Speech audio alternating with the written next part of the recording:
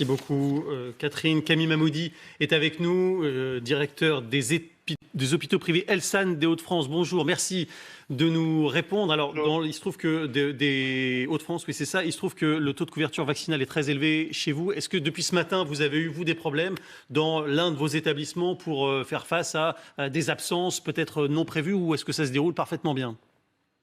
Écoutez, ça se déroule bien. Nous avons lancé cette démarche de vaccination au sein de nos établissements depuis maintenant plusieurs mois, depuis le mois de janvier.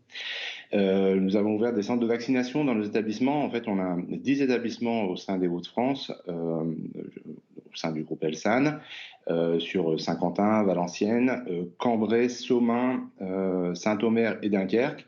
Nous avons ouvert 6 centres de vaccination vis-à-vis de la population, mais aussi évidemment vis-à-vis de nos professionnels de santé. Et donc cette démarche en fait de vaccination, on l'a démarrée maintenant depuis de nombreux mois. Donc évidemment, l'allocution du président a accéléré tout cela, et donc on était aux alentours des 80% de personnes vaccinées au moment de l'allocution. Nous sommes, à hier soir, à 99% de vaccinés, puisque au sein de nos différents établissements des Hauts-de-France, nous avons 1500 salariés et nous avons 6 personnes qui ne sont pas vaccinées. J'en profite pour indiquer qu'au niveau du groupe Elsan, nous sommes à un taux de vaccination qui est de l'ordre de 91%. Alors en effet, c'est peu, 6 personnes seulement qui refusent de se faire vacciner. Je crois que vous avez entrepris des démarches d'accompagnement pour essayer de les convaincre. Comment est-ce que vous y prenez ? Exactement. En fait, on a évité évidemment toute mesure coercitive. D'ailleurs, on n'y avait pas droit et on n'y a pas donné place. On a vraiment passé beaucoup de temps à échanger avec les professionnels. Encore une nouvelle fois, c'était un peu la culture de nos établissements et dans cette logique de prévention.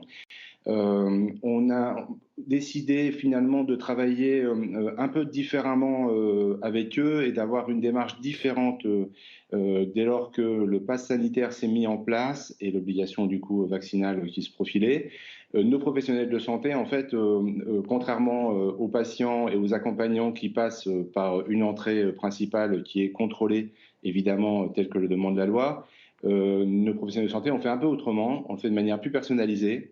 On essaye de prendre le temps nécessaire en amont en fait, d'une prise de poste pour les appeler, leur indiquer qu'évidemment, si ils viennent à leur poste, il faut qu'ils soient dans leur obligation, je dirais, en termes de vaccination ou de passe sanitaire, en tout cas jusqu'à hier.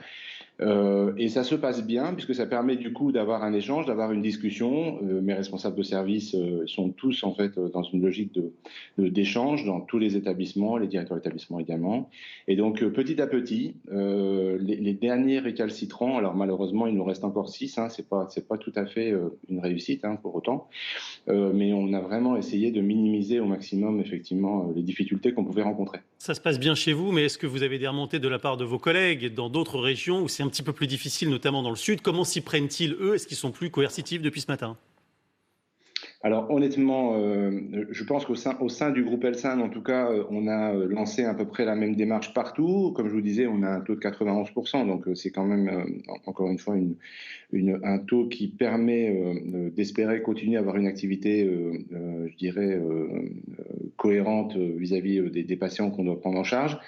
On a au sein d'Elsan, puisqu'on a évidemment une politique générale au sein du groupe, et on a vraiment fait le choix, parce que, encore une fois, comme je dis souvent, s'occuper des patients, il faut d'abord prendre en charge notre personnel, et donc du coup on a fait le choix de prendre le temps de la concertation, de la discussion, qui a été, somme toute, payante. Merci beaucoup Camille Mamoudi pour votre témoignage. Ça se passe plutôt bien dans les Hauts-de-France, donc avec 90% des personnels qui sont vaccinés. 99. 99.